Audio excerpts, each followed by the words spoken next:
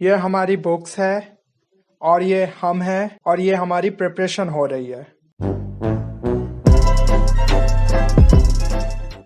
नमस्कार दोस्तों, स्वागत है आप सभी का हमारे आज के नए वीडियो में। तो यार, जैसा कि आप लोग थंबनेल में देख चुके होंगे कि आज के हमारे वीडियो का टाइटल है the smartest way to complete the BITSAT syllabus. तो यार, आप लोगों के मन में यह सवाल आ रहा होगा कि what is this smartest way.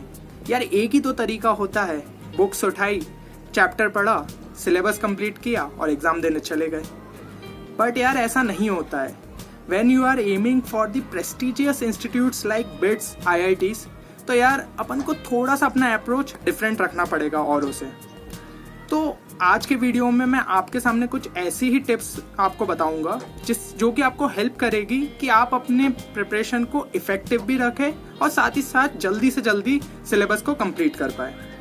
तो ये सारी जो टिप्स एंड ट्रिक्स है, ये मैंने अपने दोस्तों के साथ भी डिस्कस की थी जब हम लोग प्रिपरेशन कर रहे थे, और ये हमें काफ़ी ऐसे इफेक्टिव लगी कि हमें उस टाइम पे बहुत ज़्यादा हेल्प किया इस चीज़ों ने। और सुप्रीत और मैंने मिलके इस चीज़ों को एक करके कोलैबोरेट किया इस वीडियो में, ताकि आप लोगों को ज़्यादा से ज़्यादा आपकी प्रिपरेशन में हेल्प हो पाए। तो tip number 1 is the 80-20 revision rule. अब ये समझते हैं कि आखिर 80-20 रिविजन रूल आखिर है क्या। तो यहाँ पे ये जो 80 और 20 है ना, ये एक परसेंटेज डिस्ट्रीब्यूशन है आपके टोटल टाइम का, जो आप एक दिन में अपने स्टडीज को देते हैं। सो फॉर एग्जाम्पल, अगर आप दिन में लगभग 10 घंटे पढ़ते हैं, तो जो उसका 80% टाइम है, दैट इज 8 आवर्स, वो आपको अपने करंट सिलेबस को कंप्लीट करने में देना है। और जो बचे हुए 20% टाइम है, यानी कि 2 आवर्स, वो आपको जो आप ऑलरेडी सेक्शंस को कवर कर चुके हैं उन्हें रिवाइज करने में देना है। तो यार, अब आपको लग रहा होगा कि स्ट्रेटजी का ऐसा समझ नहीं आ रहा है कि अपन तो ऐसा कर सकते हैं, अपना जो अभी सिलेबस कर रहे हैं उसको एक बार में कंप्लीट किया और उसके बाद जो सभी जो सिलेबस हमने कंप्लीट किया उसको एक साथ रिवाइज कर लेंगे। बट यार, ऐसा इसमें बहुत सारी दिक्कतें आती है। तो होता क्या है, अब जो मैं आई एक्सपेक्ट कि आप में से बहुत सारे लोगों ने अपना 11th का सिलेबस कंप्लीट कर चुके होंगे और अब आप अपने 12th के सिलेबस पे फोकस कर रहे होंगे। तो 11th का जो आप चैप्टर्स पढ़ चुके हैं ना, अगर आपने अभी सिर्फ अपने 12th पे फोकस किया, तो जब आपके पास लास्ट में एक आध महीना बचेगा और आप सोचोगे कि अब मैं 11th और 12th को एक साथ रिवाइज करता हूँ, तो आप 11th के कई सारे कॉन्सेप्ट्स को भूल चुके होंगे। और इसी टाइम पे क्या होता है, हमें एंजाइटी होने लगती है कि भाई अब मैं सिलेबस कैसे कंप्लीट करूँगा। तो आप जो अभी पढ़ भी रहे होंगे ना, वो चीज़ें भी आपको समझ में नहीं आती है। तो इन्हीं सब चीज़ों से बचने के लिए ये 80-20 स्ट्रेटजी को आपको यूज़ करना चाहिए। तो आपने जैसे अभी अगर आप 12th का सिलेबस कर रहे हैं, तो आप उसमें से अपना जो 80% टाइम है वो 12th के सिलेबस कंप्लीट करने में दीजिए और बाकी 20% अपने 11th के टॉपिक्स को रिवाइज करने में। अब रिवीजन के लिए आप जो टॉपिक्स उठा रहे हैं उनको भी इस ऑर्डर में रखिए कि जो आपकी एकदम वीक टॉपिक्स है ना, उनको अभी आप कंप्लीट करने पे ध्यान दीजिए। उनको एक बार एक और चांस दीजिए कि हो सकता है तब आपको वो कॉन्सेप्ट अच्छे से समझ नहीं आया, बट अब जाके आपको वो कॉन्सेप्ट समझ आ रहा हो। क्योंकि होता क्या है, कुछ कुछ चैप्टर्स कनेक्टेड से भी होते हैं। तो इन केस अगर आपको आगे वाला चैप्टर थोड़ा थोड़ा ऐसे लिंक सा समझ आने लग गया, तो पुराना चैप्टर भी अपने आप थोड़ा थोड़ा समझ में आने लगता है। और अगर आप उसको अभी रिवाइज करेंगे तो हो सकता है वो चैप्टर आपसे हो जाए।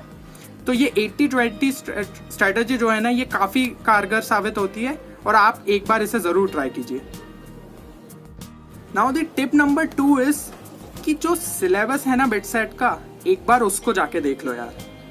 तो आप में से बहुत सारे लोग कमेंट्स में पूछ रहे हैं कि भैया बिटसेट का सिलेबस आखिर है कहाँ। यार, एक काम करो, जाके गूगल पे सर्च करो बिटसेट ब्रोशर। ठीक है, हर साल बिट्स पिलानी जो है बिटसेट के लिए एक ब्रोशर अपलोड करता है। अभी 2021 का शायद नहीं आया, पहले वो आपका रजिस्ट्रेशन फॉर्म आएगा, उसके बाद वो अपलोड करते हैं।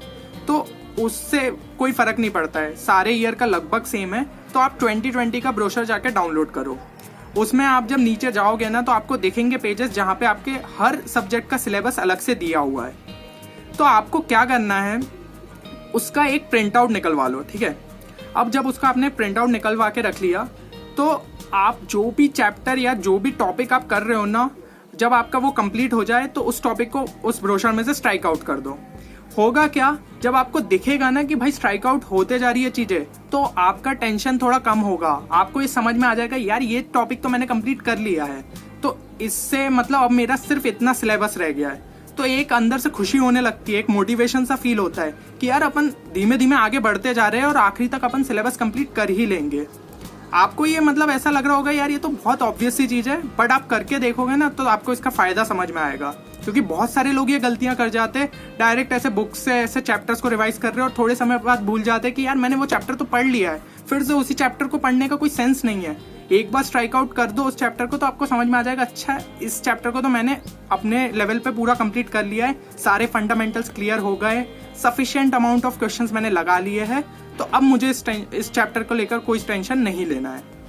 तो ये चीज़ आप करिए और मेरी सलाह यही रहेगी कि इसका प्रिंट आउट निकलवा लीजिए, क्योंकि ऐसे पीडीएफ में करने में उतना मज़ा नहीं है जितना सामने ऐसे दिखता है ना, जब आप अपने अलमारी पे लगा रहे हो या दीवार पे लगा रहे हो और आपको चीज़ें स्ट्राइक आउट दिखेगी तो आपको एक मन में रहता है, आप सुबह शाम उस चीज़ को देख रहे हैं कि हाँ ठीक है मेरा ये चैप्टर हो चुका है, अब मेरे को इस चैप्टर पे फोकस करना है, तो इससे काफ़ी हेल्प मिलती है। Now the tip number 3 is कि prepare short notes for each chapter. तो यार अब ये मत सोचना कि भैया आके ये हर वीडियो में एक ही चीज़ क्यों रिपीट कर देते हो, शॉर्ट नोट्स बनाओ भाई, शॉर्ट नोट्स बनाओ। अरे नहीं बनाने शॉर्ट नोट्स, तो यार ऐसा नहीं है। होता क्या है, जब आप चैप्टर पढ़ते हो ना और उसकी इंपॉर्टेंट चीज़ें लिख लेते हो, अब आखिर ये इंपॉर्टेंट चीज़ों में क्या क्या आ जाता है, जैसे उस चैप्टर में जो फॉर्मूले से इन्वॉल्व है, जो कुछ इंपॉर्टेंट टेबल्स है मतलब कंपेरिजन्स है वो चीज़ें, देन कुछ आपके इंपॉर्टेंट डायग्राम्स हो गए, ये सब चीज़ें आप अगर एक अलग से पेपर में रखोगे ना मतलब लिखते हुए, तो आपको आखिरी में हर चीज़ के लिए ऐसा ढूंढना नहीं है कि क्या चीज़ इंपॉर्टेंट है, क्योंकि इंपॉर्टेंट चीज़ें तो आपने पहले ही पेपर में लिख लिया है। साथ ही साथ जैसे केमिस्ट्री में इंपॉर्टेंट नेम रिएक्शंस हो गई, देन आपका आ गया केमिस्ट्री में जो एक्सेप्शंस रहते हैं स्पेशली इन इनऑर्गेनिक केमिस्ट्री, ये सब चीज़ें आप उस पेपर में लिखते जाओ। तो ऐसे जब आपके वो शॉर्ट नोट्स बनेंगे ना तो आपको पता चलेगा कि आखिरी 1 महीने में आपको फिर से जाके इन बुक्स को वापस से नहीं उठा के देखना पड़ेगा। ये शॉर्ट नोट्स आपके साथ रहेंगे, आपको जब भी कोई कॉन्सेप्ट को रिवाइज करना है डायरेक्ट ये शॉर्ट नोट्स उठा के देखो।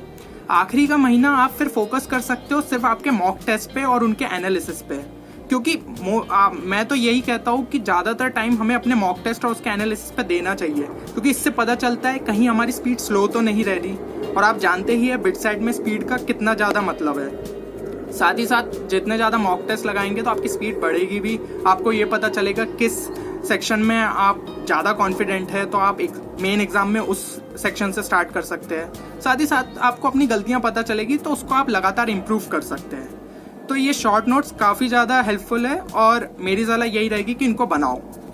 अब होता क्या है, कुछ बच्चों को नहीं समझ आता है कि भाई शॉर्ट नोट्स में क्या लिखो और वो पूरा का पूरा चैप्टर लिख देते हैं। तो ये चीज़ भी हम लोगों ने आप लोगों के लिए आसान कर दी है। हम लोगों ने पहले से ही जो भी मतलब एस्पिरेंट्स हैं हमारे, उनके लिए शॉर्ट नोट्स बना के रखे हैं। बट मेरी सलाह यही रहेगी कि आप पहले खुद से ट्राई करो और ये शॉर्ट नोट्स खुद से बनाओ, क्योंकि जो खुद से हम चीज़ें करते हैं ना हमें ज़्यादा अच्छे से समझ में आती है। बट इन केस आपको लग रहा है कि नहीं आप स्ट्रगल कर रहे हो शॉर्ट नोट्स बनाने में और आप हमारे शॉर्ट नोट्स चाहते हो, तो आप हमें मेल कर सकते हो 10qchallenge@gmail.com पे। Last and most important tip is कि don't waste time on the numericals part. तो यार मैं एक ऐसा बंदा हूँ जिसको मैथ्स से कुछ ज़्यादा ही प्यार है। तो होता क्या था, प्रिपरेशन के टाइम पे मैं मैथ्स में कुछ ज़्यादा ही टाइम लगाता था। इन केस मुझसे कोई न्यूमेरिकल नहीं बन रहा तो मैं ऐसे लग जाता था उस पर कि भाई ये न्यूमेरिकल तो मुझसे होना ही चाहिए। मैं ये बुक देख रहा हूँ, दूसरी बुक देख रहा हूँ कि भाई आखिर इसका सॉल्यूशन कैसे निकलेगा, मैं अपने दोस्तों से पूछ रहा हूँ, और ऐसे करके यार मैं काफ़ी टाइम वेस्ट कर देता था। तो होता क्या है भाई, हमारा टाइम लिमिटेड है और चीज़ें बहुत सारी कंप्लीट करनी है, तो ऐसे हमें फंसना नहीं है इन चीज़ों में। तो मुझे काफ़ी बाद में जाके ये चीज़ रियलाइज़ हुई थी कि यार अपने को एक सिलेबस लिमिटेड सा है और 1-2 चीज़ें अगर मैंने छोड़ भी दी, ये न्यूमेरिकल मुझसे नहीं बना, उसको बाद में देखा, तो कोई मेरी बहुत बड़ी चीज़ नहीं हो जाएगी, मतलब कोई चीज़ें बिगड़ नहीं जाएगी। तो यही सलाह मेरी आप लोगों के लिए भी रहेगी। कोई न्यूमेरिकल आपसे नहीं बन रहा है तो उसको वहीं पे छोड़ दो, थोड़े टाइम बाद देखना, हो सकता है वो बन जाएगा, बट उस पर ज़्यादा टाइम वेस्ट मत करो अभी। देन ये सोचो कि यार वो न्यूमेरिकल और वो पार्ट हमने छोड़ भी दिया, तो 80% पार्ट अगर हम चैप्टर का कंप्लीट कर रहे हैं तो वो सफिशिएंट है बिट सेट में क्वेश्चन सॉल्व करने के लिए, ठीक है ना।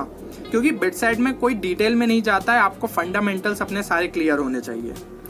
देन जो बिगनर्स है, जो कि मतलब ऐसे डिफिकल्टी फेस करते हैं ज़्यादातर न्यूमेरिकल्स पार्ट में, तो उनके लिए मेरी ये सलाह रहेगी कि आप यार सॉल्व्ड एग्जाम्पल से शुरू करो। सॉल्व्ड एग्जाम्पल देखो, फिर देन एक सॉल्व्ड एग्जाम्पल को हाइड करके, सॉल्यूशन को हाइड करके खुद से सॉल्व करो। बन गया तो बहुत अच्छी बात है, नहीं बना तो उस सॉल्यूशन को देखो और समझो, फिर देन जाके एक्सरसाइज के पीछे के कुछ क्वेश्चंस को सॉल्व करो और आखिर में जाकर आपको वो चीज़ें समझ आ ही जाएगी। तो ये मतलब काफ़ी इंपॉर्टेंट है कि हम न्यूमेरिकल्स में अपना ज़्यादा टाइम वेस्ट नहीं करें, हर चीज़ को मतलब इस हिसाब से करें कि भाई सिलेबस हमें कंप्लीट करना है, उस हिसाब से हम अपने टाइम को डिस्ट्रीब्यूट करें।